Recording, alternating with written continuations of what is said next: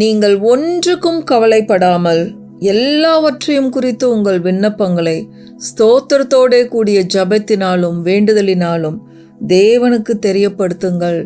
அப்பொழுது எல்லா புத்திக்கும் மேலான தேவ சமாதானம் உங்கள் இருதயங்களையும் சிந்தைகளையும் கிறிஸ்து இயேசுவுக்குள்ளாக காத்துக்கொள்ளும்.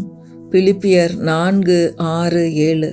பிரியமானவர்களே, நீங்கள் ஒன்றுக்கும் கவலைப்படாமல். எப்படி கவலைப்படாமல் இருக்கிறது? இந்த மாதம் முடிய போகுது, அடுத்த மாதம் வரப்போகுது, கமிட்மெண்ட்ஸ் இவ்வளோ நிறையா இருக்குது, வர்ற சம்பளம் இவ்வளோ தான் வரப்போகுது, ஆனால் போட்டு வச்சுருக்கிற பட்ஜெட்டு இவ்வளோ நிறையா இருக்குது, எப்படி கவலைப்படாமல் இருக்க முடியும் அப்படின்னு சொல்லி நம்ம உள்ளத்துக்குள்ளிருந்து ஒரு கேள்வி அதிகமாய் படபடுத்து கொண்டே இருக்குது பாருங்கள். நீங்கள் ஒன்றுக்கும் கவலைப்படாமல் எப்படி வர்ற மாதத்தை நடத்துறது? இந்த மாதத்தை முடிக்கிறதுக்குள்ளேயே நாங்கள் இவ்வளோ கஷ்டப்பட்டுட்டோம், எப்படி ஒவ்வொரு தேவைகளையும் சந்திக்கிறது? பிரியமானவர்களே, ஒவ்வொரு மாதமும் இதுதான் வார்த்தை. வானமும் பூமியும் ஒளிந்து போகும், கர்த்தருடைய வார்த்தைகள் ஒன்று கூட ஒளிந்து போகாது. பாருங்கள், நான் கடந்த வாரத்தில் ஒரு செய்தியை கேட்டுட்டு இருந்தேன். என்னென்னா, விசுவாசத்தில் நான் மாய்மாலம் பண்ணக்கூடாது, எந்த ஒரு ஹிப்பாக்ரஸியும் இருக்கக்கூடாது அப்படின்னு சொல்லிட்டு, நம்ம விசுவாசிக்கிற மாதிரி பாசாங்கு பண்ணக்கூடாது. உண்மையிலேயே நம்ம விசுவாசிக்கும் போது, அதாவது வசனத்தை மைண்ட் அளவில் நம்ம வச்சுருந்தோம் அப்படின்னா அதனால பிரயோஜனம் இல்லை. நிறைய வசனங்களை தெரிஞ்சு வச்சிருக்கிறதுனாலையும் பிரயோஜனம் இல்லை. வார்த்தைகள் நாம் இருதயத்துக்குள்ளே போய் நம்ம ரத்தத்தோட கலக்கணும். பாருங்கள், விசுவாசம் அந்த வார்த்தைக்குள்ளே இருந்து தான் விசுவாசம் வரும். அப்போ அந்த விசுவாசம் வெளிப்படும் போது நிச்சயமாகவே நம்மளுடைய காரியங்கள் ஜெயமாய் மாறும். அந்த மாய்மாலம் இல்லாத விசுவாசம், பவுல் தீமோத்தேயுக்கு எழுதும்போது அதை தான் சொல்கிறாரு. அப்படிப்பட்ட விசுவாசத்தை தான் ஆண்டவர் எதிர்பார்க்கிறார். விசுவாசம் உள்ள ஜெபம் பிணியாளியை ரட்சிக்கும். விசுவாசம் உள்ள ஜெபத்துக்கு நம்ம நிச்சயமாக பதிலை பெற்றுக்கொள்வோம். கர்த்தர் அதில் பிரியமுள்ளவராய் இருக்கிறார். இதை நான் கடந்த வாரத்திலிருந்து ரொம்ப வாஞ்சிக்கிறேன். பாருங்கள், ஆண்டவரே, எனக்கு இப்படிப்பட்ட ஒரு மாய்மாலம் இல்லாத விசுவாசம் எனக்கு வேணும் அப்படின்னு சொல்லி கடந்த வாரத்திலிருந்து நான் கேட்டுக்கிட்டு இருக்கிறேன். அது எவ்வளோ நல்ல பிரசங்கம், அதை நம்ம எல்லாருமே கற்றுக்கொள்ளணும். அப்போ எப்படி நம்ம கவலைப்படாமல் இருக்க முடியும் அப்படின்னா, அந்த விசுவாசம் நம்மளுக்குள்ள ஸ்திரமாக இருக்கும்போது தான் நீதிமான் நித்திய கீர்த்தி உள்ளவன், அவன் எந்த பிரச்சனையை பார்த்தும் அவன் பயப்படாமல் அசைக்கப்படாமல் இருப்பான் அப்படின்னு சொல்லி நம்ம சங்கீதம் 112 வாசிக்கிறோம். அப்போ எப்படி நம்ம அசைக்கப்படாமல் இருக்க முடியும் அப்படின்னா, வார்த்தைகள் நம்ம இருதயத்துக்குள்ளே போகணும். கேட்குற ஒவ்வொரு வார்த்தைகளும் நம்ம இருதயத்துக்குள்ளே போய் இருதயத்தில் நிற்கும்போது, இரவும் பகலும் அதுவே நம்மளுடைய தியானமாக இருக்கும்போது மட்டும்தான் நம்ம ஒன்றுக்கும் கவலைப்படாமல் இருக்க முடியும். அப்படி இருக்கும்போது என்ன நடக்கும்? 7வது வசனம், பிலிப்பியர் 4:7. அப்பொழுது எல்லா புத்திக்கும் மேலான தேவ சமாதானம் உங்கள் இருதயங்களையும் சிந்தைகளையும் கிறிஸ்து இயேசுவுக்குள்ளாக காத்துக்கொள்ளும். அப்போ கவலைப்படாமல் இருக்கிற இருதயத்தில் தான் தேவ சமாதானம் இருக்கும். நம்ம அந்த படபடப்பு இல்லாமல் ஒரு சமாதானத்தோடு இருப்போம். அதுக்கு நம்ம என்ன பண்ணணும் அப்படின்னா, ஒரு உதாரணத்தோடு பார்க்க போகிறோம். பாருங்கள், எப்படி நம்ம ஜெபிக்கிறது, அந்த நாட்கள் இஸ்ரவேல் ஜனங்கள் என்ன பண்ணாங்க, மோசே என்ன பண்ணினார் அப்படின்னு சொல்லி நம்ம இன்றைக்கு பார்க்க போகிறோம். யாத்ராகமம் 14வது அதிகாரம், யாத்ராகமம் 14. நம்ம ஏற்கனவே இதெல்லாம் பார்த்தது. திரும்பவுமாக ஒவ்வொரு முறையும் நம்ம விசுவாசத்தை கற்றுக்கொள்ளும் போது இப்படிப்பட்ட வார்த்தைகளை திரும்பவுமாக நம்ம தியானிக்க வேண்டியது அவசியமாக இருக்குது. விசுவாசத்தில் ஒரு தொய்வு வரும் பொழுது, பிரச்சனைகள் அதிகமாகும் போது, வேதத்தில் எப்படி ஒவ்வொரு பிரச்சனையும் கையாண்டிருக்காங்க, சவால்களை எப்படி எதிர்த்து நின்றுருக்கிறாங்க அப்படிங்கிறத நம்ம பார்க்கணும். பாருங்கள், யாத்ராகமம் 14வது அதிகாரம் 13-14 வசனம் பாருங்கள். முன்னாடி இஸ்ரவேல் ஜனங்களுக்கு முன்னாடி செங்கடல், மகா பெரிய பிரச்சனை. பின்னாடி எகிப்தியர் துரத்திட்டு வர்றாங்க. இவங்க எகிப்தை விட்டு வெளியே போய்கிட்டு இருக்காங்க. போயிட்டு இருக்கும்போது நடுவில் செங்கடல் வந்துருச்சு. அவங்க செங்கடலை தாண்டி போக முடியல. செங்கடலுக்கு முன்னாடி நிற்கிறாங்க. மோசையை கல்லெறிஞ்சு கொல்றதுக்கு ரெடியாக இருக்கிறாங்க. நாங்கள் எகிப்திலேயே இருந்திருந்தால் அங்கே செத்து போயிருந்தா எங்களுக்கு பரவாயில்ல, எங்களை செங்கடலுக்கு முன்னாடி கொண்டு வந்து சாக பண்ணுறிய மோசே அப்படின்னு சொல்லி மோசையை திட்டிகிட்ருக்குறாங்க. பாருங்கள், யாத்ராகமம் 14வது அதிகாரம் 13-14 வசனம். அப்பொழுது மோசே ஜனங்களை நோக்கி, பயப்படாதிருங்கள், நீங்கள் நின்று கொண்டு இன்றைக்கு கர்த்தர் உங்களுக்கு செய்யும் ரட்சிப்பை பாருங்கள். செங்கடலுக்கு முன்னாடி நின்று மோசே இஸ்ரவேல் ஜனங்களுக்கு சொல்றாரு, நீங்க பயப்படாதீங்க, இன்னைக்கு கர்த்தர் உங்களுக்கு செய்யற ரட்சிப்பை பாருங்க. இன்றைக்கு நீங்கள் காண்கிற எகிப்தியரை, இப்போ உங்களை துரத்திட்டு வர்ற எகிப்தியரை இனி நீங்க ஒருபோதும் காண மாட்டீர்கள் அப்படின்னு சொல்லி மோசே சொல்றாரு. அடுத்தது பாருங்க, கர்த்தர் உங்களுக்காக யுத்தம் பண்ணுவார், நீங்கள் சும்மா இருப்பீர்கள். இப்ப கவலைப்படாம எப்படி இருக்கிறதுங்கிறதுக்கு உதாரணம் பார்த்துட்டு இருக்கோம். கர்த்தர் உங்களுக்காக யுத்தம் பண்ணுவார். அதை நம்மளால ஏற்றுக்கொள்ள முடியுதா? அதை விசுவாசிக்க முடியுதா? கர்த்தர் எனக்காக யுத்தம் பண்ணுவார், நீங்கள் சும்மா இருப்பீர்கள். நம்மளை சும்மா இருக்க சொல்றாரு. சும்மான தூங்கிட்டு இருக்கிறது இல்லை. கர்த்தருடைய வார்த்தைகளை நாம் தியானித்து கொண்டவர்களாக இருக்கணும்.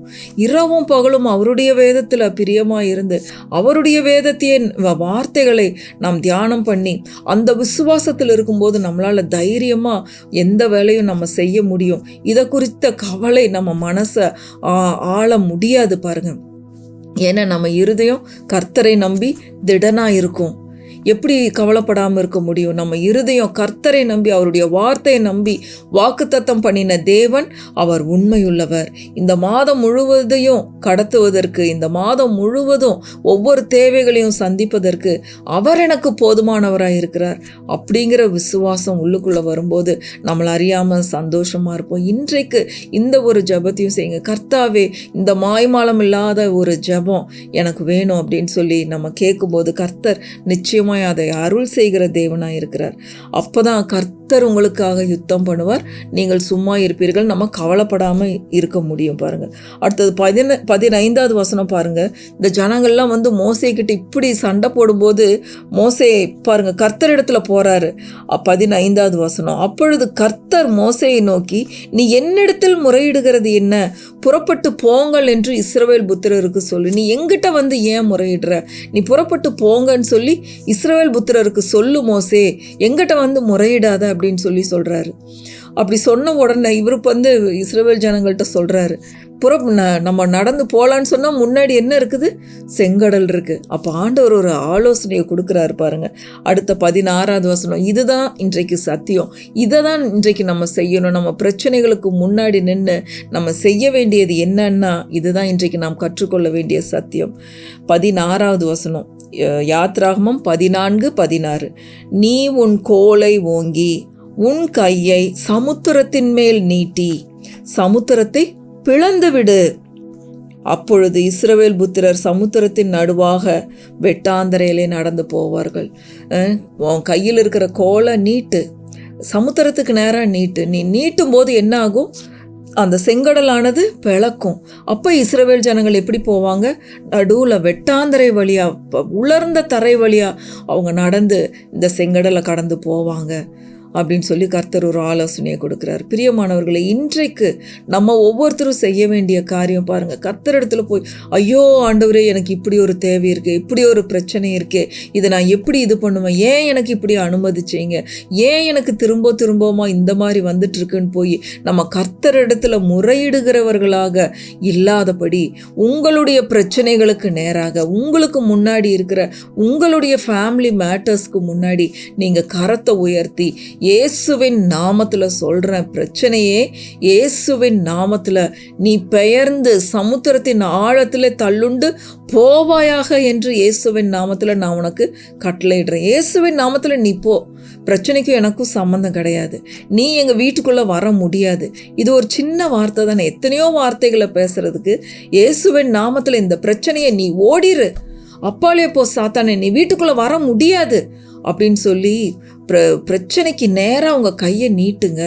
மோசே எப்படி செங்கடலுக்கு நேராக கையை நீட்டினாரோ, செங்கடல் எப்படி பிளந்ததோ, இஸ்ரவேல் ஜனங்கள் எப்படி கடந்து போனாங்களோ, அதே மாதிரி உங்கள் பிரச்சனைகளுக்கு நேராக, பிரச்சனைக்கு முன்னாடி நின்று நீங்கள் ஜெபம் பண்ணிட்டு அழுதுகிட்டு இருக்காதபடி இயேசுவின் நாமத்தினால நீ பெயர்ந்து சமுத்திரத்தில் தள்ளுண்டு போன்னு சொல்லி பிரச்சனையை பார்த்து நீங்கள் பேசணும் பாருங்க.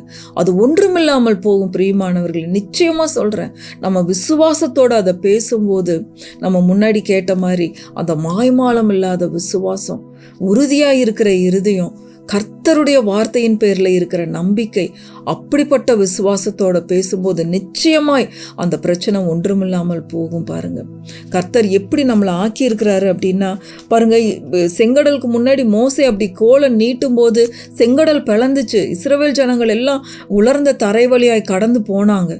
ஆனால் எகிப்தியர் அதே மாதிரி வந்தாங்க. நம்மளும் செங்கடல் வழியாக போயிடலாம் அப்படின்ட்டு அவங்க எல்லாரும் கால் அந்த தண்ணிக்குள்ளே வச்ச உடனே 2 பக்கம் மதிலாய் நின்ற தண்ணி வந்து அந்த எகிப்தியர் பூராத்தையும் மூழ்கடிச்சிருச்சு. ஒருத்தர் கூட தப்பவில்லைன்னு படிக்கிறோம். பாருங்க, கர்த்தர் நமக்கு செய்கிற கிருபை, அவருடைய பிள்ளைகளுக்கு செய்கிற கிருபை, நாம் உலர்ந்த தரை வழியாய் கடந்து போவோம். மோசே சொல்றார், இன்றைக்கு நீங்கள் காண்கிற எகிப்தியரை இனி ஒருபோதும் காண மாட்டீர்கள்னு. நீங்கள் விசுவாசிக்கவே ஆண்டவர் நம்மளை எப்படி மாற்றிடுவாருன்னா பாருங்க, இது ஒரு அருமையான வாக்கு தத்துவம். இன்றைக்கு நீங்கள் குறித்து கொள்ளுங்கள். ஏசாயா 41வது அதிகாரம், ஏசாயா 41 பாருங்க, ஆண்டவர் நம்மளை எப்படி ஆக்கி இருக்கிறாருன்னு பாருங்க. ஏசாயா 41:15-16 பாருங்க. இதோ போரடிக்கிறதற்கு நான் உன்னை புதிதும் கூர்மையான பற்களுள்ள யந்திரமாக்குகிறேன். நீ மலைகளை மிதித்து நொறுக்கி குன்றுகளை பதருக்கு ஒப்பாக்கி விடுவாய். மலைகளை எல்லாம் நம்ம நொறுக்கி அதை குன்றுகளை போலாக்கி அதை பதருக்கு ஒப்பாக்கிடுவோமா. நம்மளுடைய பல்ல ஆண்டவர் எப்படி ஆக்குறாரு, ஒரு ஜேசிபி அந்த பாறைகளெல்லாம் உடைக்கிற அந்த எந்திரத்தை மாதிரி ஆண்டவர் நம்மளை அப்படி ஆக்குறாரு. நம்மளுடைய நாவை ஒரு கூர்மையுள்ள பட்டயத்தை போல ஆக்குகிறார். அப்படிப்பட்ட ஒரு எந்திரமாக ஆக்குகிறார். நீ மலைகளை மிதித்து நொறுக்கி குன்றுகளை பதருக்கு ஒப்பாக்கி விடுவாய். 16வது வசனம், அவைகளை தூற்றுவாய், அப்பொழுது காற்று அவைகளை கொண்டு போய் சுழல் காற்று அவைகளை பறக்கடிக்கும். நீயோ கர்த்தருக்குள்ளே களி கூர்ந்து இஸ்ரவேலின் பரிசுத்தருக்குள்ளே மேன்மை பாராட்டி கொண்டிருப்பாய். அந்த பிரச்சனை எப்படி போகும்? அது ஒன்றுமில்லாமல் காற்று அதை கொண்டு போயிருமா. ஒன்றுமில்லாமல் காற்று எப்படி அந்த தூசியை கொண்டு போகிற மாதிரி மழை நம்ம என் வார்த்தையை சொல்ல மழை என்னாகும், அது அப்படியே பதறாயிருது. பதறாய் என்ன ஆயிடுது, காற்று பெரிய காற்று வந்து அந்த பதரை கொண்டு போயிடுது. மழை இருந்த இடமே தெரியாமல் போயிடுது. பாருங்கள், இன்றைக்கு நீங்கள் வாயை திறந்து விசுவாசத்தோடு கர்த்தருடைய வார்த்தைகளை பேசும் பொழுது அதிகாரத்தோடு, கர்த்தர் நமக்கு விசுவாசத்தையும் அதிகாரத்தையும் கொடுத்துருக்கிறார், வல்லமையை கொடுத்துருக்கிறார். அவருடைய வார்த்தையில் வல்லமை இருக்குது. விசுவாசத்தோடு அந்த வார்த்தைகளை பேசும்போது அந்த பிரச்சனைகள் இருந்த இடம் தெரியாமல் ஒன்றுமில்லாமல் அது போகும். பாருங்கள், இப்படி தான் ப்ராக்டிக்கலாக நம்ம பிரச்சனையிலிருந்து வெளியே வரணும். நீங்கள் சொல்லிக்கிட்டே இருக்கும்போது அது ஒன்றுமில்லாமல் போயிடும். பாருங்கள், தேவைகள் இப்படி தான் சந்திக்கப்படும். மாதம் முழுவதும் நீங்கள் அற்புத விதமாய் அந்த மாதம் முழுவதும் தேவைகள் சந்திக்கப்படுறத பார்ப்பீங்க. கவலை இல்லாத ஒரு வாழ்க்கை வாழுவீங்க.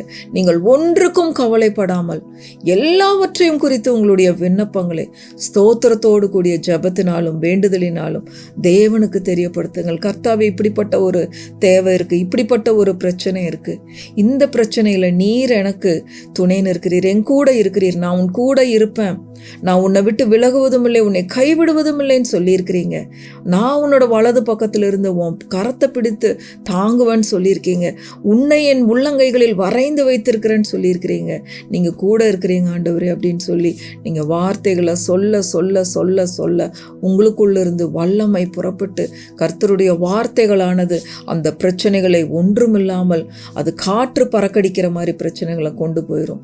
மழை போன்ற பிரச்சனைகளும் பதறாயி காத்துல அது கொண்டு போகப்படும். பிரியமானவர்களே, நம்ம கர்த்தருக்குள்ள இஸ்ரவேலின் பரிசுத்தருக்குள்ளே நாம் களி கூறுவோம். அது எப்படிப்பட்ட தேவையாக இருந்தாலும் எப்படிப்பட்ட பிரச்சனையாக இருந்தாலும் இப்படி தான் பிரச்சனைகளும் தேவைகளும் சந்திக்கப்படும். பாருங்கள், இன்றைக்கு இந்த விசுவாசத்தை நாம் கற்றுக்கொள்ளுவோம். ஒரு மாய்மாலம் இல்லாத விசுவாசத்தை கற்றுக்கொள்ளுவோம்.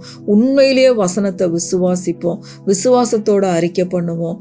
நாம் நிச்சயம் எல்லா சவால்களையும் ஜெயிப்போம். பாருங்கள், இந்த உலகத்தில் உங்களுக்கு உபத்திரவம் உண்டு, ஆனாலும் திடன் கொள்ளுங்கள், நான் உலகத்தை ஜெயித்தேன்னு சொல்லியிருக்காரு. கர்த்தர் நல்லவர், அவரை துதியுங்கள், அவர் கிருபை என்றும் உள்ளது. ஆமென், ஆமென், ஆமென்.